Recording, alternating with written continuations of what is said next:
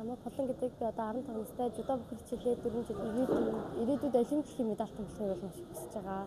Тэгээ гадагшаа төсөвшөө тэмцээн алгасалгүй явна өөрийгөө тэгээ сайн сорниол гэж бодож байна. 2025 онд гэвэл нийт 4 удаа гадагшаа явсан. Ойролцоогоор нэг удаа явахдаа 5 сая төгрөгийн зардал ер нь 20 сая төгрөгийн энэ жил ингээ гадагшаа төсөвшөө яваад ирсэн. Гэхдээ бүгдийг ингээд ээж маань өөрснөөсөө гаргасан.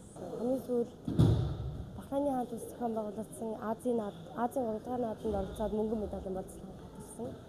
Тэгээд яг тэр үед явж байхад бас жудогийн ерөнхийлөгч Баттулга биднэрт 1 сая төгрөг өгч бодиттой дэмжлэг өгсөн нь таалагдсан. Тэгээд тэрийг би хадгаламжиндаа хийсэн. Тэгээд хэн тус сумын захиргаанаас маань бас надад мөнгөн шагнал өгсөн. Тэрийг бас хадгаламжтай яаж хадгалаад ирээдүйд би зөв ашиглана.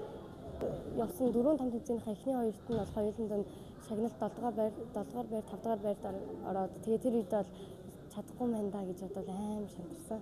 Тэгэл тэрний дараа дэлхийн аврах шалгаруулсан тэмцээнд орохдоо хөрөл медалийн болцлонгаад сая дараагаар нь Азийн 3 дахь наадамд оролцсон мөнгөн медалийн болцол хангаад ер нь бол би чадах юм шиг санаа. Тим их мөнгөөр явчаад амжилт гаргахгүй байвал маш их өөртөө готраад харамсаад ээж аваасаа өөрчлөхгүй маа санагддаг.